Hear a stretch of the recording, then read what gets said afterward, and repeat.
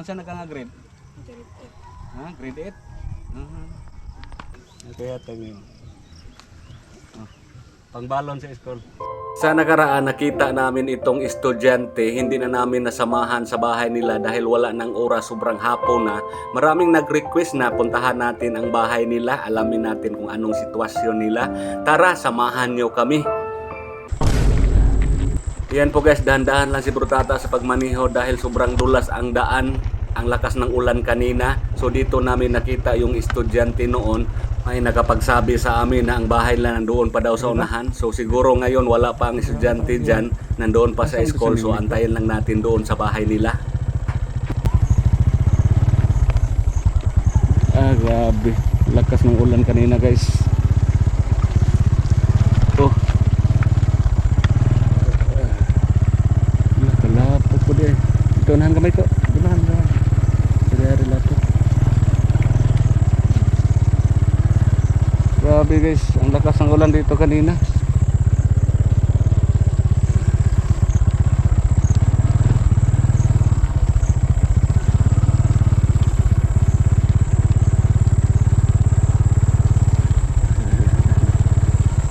Kling ulos kling. Maro kana suruh bayo kun. Araw. Ubus bata. Amo na.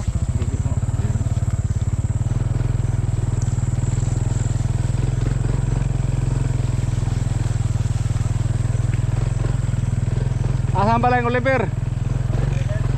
Amo rin lang pala ito.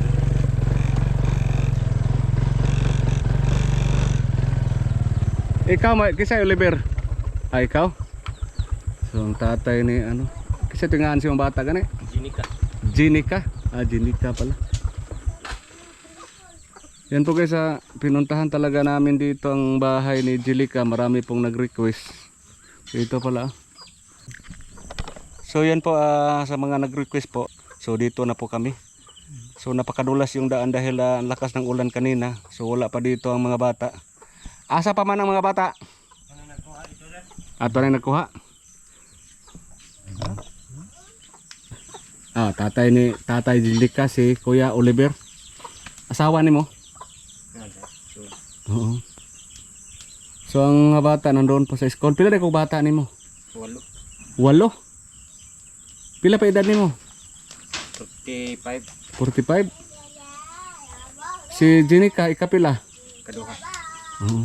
Ay daghang nag-request nga ipasusi ang balay sa bata. So maong naami diri karon.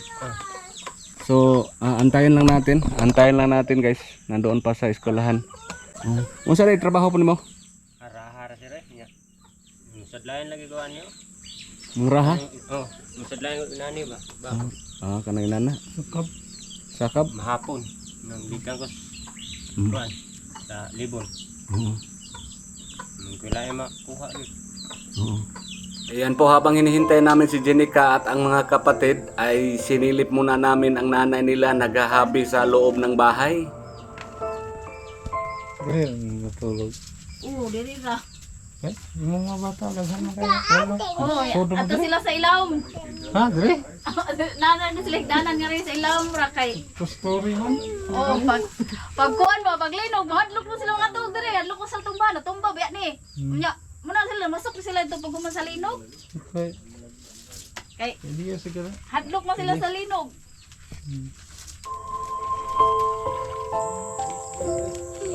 Yes. Singalan mo. Kinain mo pa na?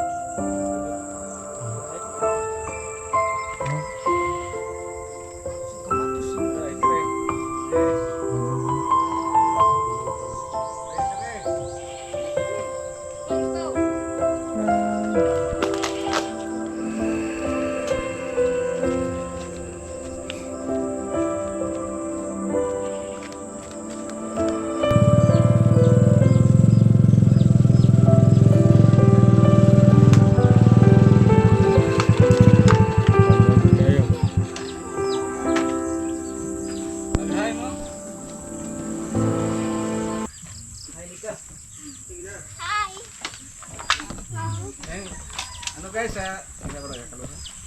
Yan, mayroong kapatid si Jenica na kambal. Kambal kayo. Kamukha kayo. kambal eh. Mga magaganda. Yan po guys, dito po kami ngayon. Marami pong nag-request na puntahan ang bahay nila. Alamin natin kung anong sitwasyon sa pamilya nila. Marami palang kapatid si Jenica.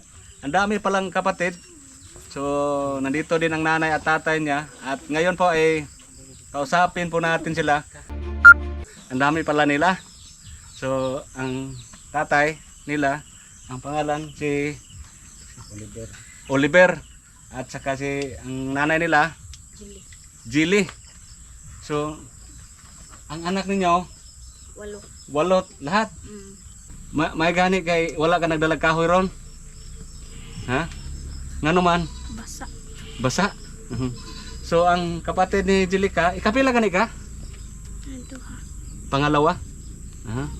Si Jenica pangalawa, ang panganay si Brian. Ang panganay. Ikaw ang panganay. So may kapatid siya na dalawa na kaluha. Yung kambal, maghay mo. Sige pangalan sa kambal. Ikaw? Laika, Liza. Ito? Si pangalan? Ha? Ha? Kian? Yan. Ito? Tiyo. Tiyo. Ito po yung bunso. Kini? Lia. Dia, ikapila ni. Sunod sa kaluha. Ito ang bunso, isdog-isdog diri kaya. Ito ang bunso. Ang kapatid ni Jenica, 8. So ang dami. So yan po ang trabaho ni Kuya. Yung raha, yung manguha ng kahoy panggatong, ibinta no, panggatong. At saka si ate, ang trabaho ni ate. Libor nga ng basket. Yung basket, Nato maghabi ng basket. Ito po yung mga materialis oh. Sura mo human. At saka yung finish kana yan Yan. Yung finish. So yan po Jenica, sa nakaraan po marami pong nakapanood sa video natin sa FB at saka sa YouTube. Kamo tanan, nag-eskwela mo tanan? Eskwela sila tanan. Ha? Kari nalay wala, kari daycare man ni. Dikir, ang bunso lang hindi. Unsa nga grade? Kisa kita pangalan nimo? Lia. Ikaw, kamo duha? Grade 7. Ikaw? Grade 1. Ikaw dong? Wala, nag-stop na ni mo na. Nang-stop yung panganay. Yan si Jenica, grade 8. Oo. So, matanong, kuya ate, matanong po, ang dami pong anak ninyo, yung hanap buhay ninyo na ganyan, kaya lang ba sa pag-aaral, pagkain, mga damit? Makuha ra kuan ang pamugas mana, pero ang panodan lagi kuan lisod-lisod. Sudan ang pangbigas kada linggo, Makuha ra. makaya lang. Kaya gamay. Ang pangulam, Pero usahay maglugaw. magluga minsan. Nya ato ni aging kuan mahal kay bugas nagyelo mami. Oo. Nagyelo corn. Yung yellow corn? Lagi matabang man Ang yellow corn na lang guys ang mura-mura ngayon, ang mura. So minsan mag yellow corn daw sila. So yan po ang sa pag-aaral nila, kumusta? Yung mga uniform, mga school supplies. Na may uniform sila nga daan si Jenica. Ang maalo sa iyang gisupport sa Roxol niya. Nga gagaw sad nasa gihatag nga sayal kanang naa diha. Ang problema nila upper. Upper ang problema. Mga sapatos, tsinilas. Awan na sila magsapatos, chinilas lang kay wa pa may mga sapatos. Wala pang sapatos, nagtsinilas lang sila. Ikaw nagtsinilas lang ka? Bakit ang haba ng pantalon mo? Ang pantalon ni sobrang haba. Pila ka bog pantalon nimo? Isara. Kamo na damoy mga pantalon, mga unsan. Wala po sila uniforme. Naa sila yung mga sayal hinatag ang mga gagaw nila diha nga. Mga bigay lang sa mga pinsan. Yung ang panganay naghinto na. Dito. Oo. So, Jenica, kanang unsa gyud pangandoy nimo? Ang pangandoy gini mo sa pag-eskwela makahuman. Ha? Maestra. Gusto ka magmaestra? Mao jud yung pangandoy. Gusto jud ka makahuman. So ang gusto ni Jenica makapagtapos sa pag-aaral, ngano man nga gusto jud ka makahuman og eskwela. Para makakuan ko sa ikuan sa akong ginikanan. para makatabang. So kung makatabang sa akong pamilya o kung maigsuon, makagraduate ko. Kung sila pa ka-graduate, matabang ko nila. Mo gina imong kuan. So yan po guys ang pangangailangan nila ngayon, yung mga sapatos, mayroon silang sinilas pero mga luma na, uniform, pangulam, yung pagkain nila, yung pangbigas nila sa kada linggo makuha naman nila kaya naman ni kuya at ni ate kasi mayroon silang ginagawa din araw-araw. Yan po sa mga viewers natin, yan po ang pangailangan nila ngayon. So Jenica, nag-viral ka, marami ang humahanga sa inyo, daghan kayong nabilib sa imo ha, no? Thank you. Daghan kayong naluoy sa imo ha. So sa pagkakaron naay nihatag sa pagkakaron. Kunin mo bro. Yan po. Salamat kayo ako nagdahom na tigaan ko ninyo kanang suporta sa akong mga pamilya. Ito. Ayan. Ito po. Tatay bugas. Jenica, natay bugas 25 kilos. Hinaot sa pagkakaron, makatabang-tabang ni. Labi nag-eskwela mo. Nindot kay ni balono, no? No? Ibutang sa balon ba, no? So, butangan ay kuna sa kinamos. Sa ngayon po, mayroon tayong 25 kilos na bigas at saka 1,100 na kas. Yan po, 25 kilos na bigas at saka 1,100 na kas galing sa Charity Ladies of Melbourne, Australia. Maraming salamat po sa inyo. Thank you po. Oo. At saka ito po, mayroong 2,000 galing ni Sir Perde Pajardo. Sir Perde Pajardo, maraming salamat. Ito po, 2,000.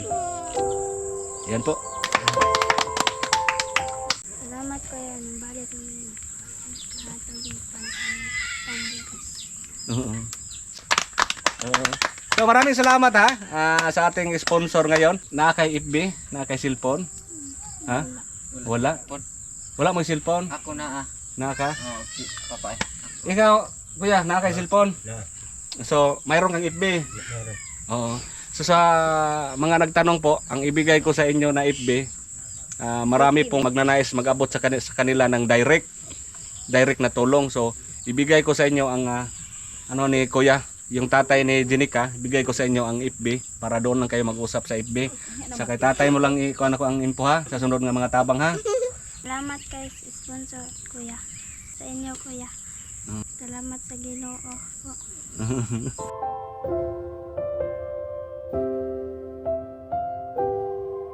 Kasulti nimo para siyang manghod. Sa nagsuporta sa kumanghod. Thank you. Salamat kita Pamela. Salamat sa bugas. Ikaw? Salamat po. Salamat sa tanan. Sa sponsor ninyo. Yeah. Salamat sa mga viewers, sa mga likes, sa share niya. Salamat sa nag-sponsor sa bugas, sa kanang kwarta. Thank you kayo ninyo, butata ni Rene, si Rene Osi. Salamat sa inyong pagbalik sa akong anak Mary. Salamat kayo sa bugas o sa kwarta gihatag niyo bro. Wa pa gi mo magbibuhat gabayan sa Ginoo ni Anir. Muna nagpasalamat sa kus nag-sponsor ning bugas sa kaning 3,000 nga kwarta na ako anam dawat na mo diri. Wala pa mo di magimi kadawat ani. Ang grasya karon. Yan po guys, grabing sobrang liblib na po yung lugar nila. Yan nga ngayon na maulan-ulan ngayon, sobrang dulas ang daan. So, yan po ha. Patuloy lang sa pag-eskwela ha. Yeah. Manghinaot lang ta na naapay mo tabang sa inyong pag-eskwela ha. Yan po sa mag-direct tumulong, bigyan ko kayo ng FB ni Kuya. Ang FB ni Kuya Oliver Lambohon. So i-reply ko lang doon sa Messenger. Okay? Yan po sa ngayon, maraming salamat sa ating sponsor, ang Charity Ladies of Melbourne, Australia. Shout out sa inyong tanan, maraming salamat. Og ni Sir Perde Pajardo. Salamat sir. So ano harap mo tanan di higda? Mga bata. Hindi naman sila sigahan. Wala, ito po yung bahay na. Pwede na pasigahon? Sigahan. Pasigahan ko no. Siga aday. Sige ka na day. Sige ka na ninyo. Mga kaluha. Oh, sus. Sige ka na.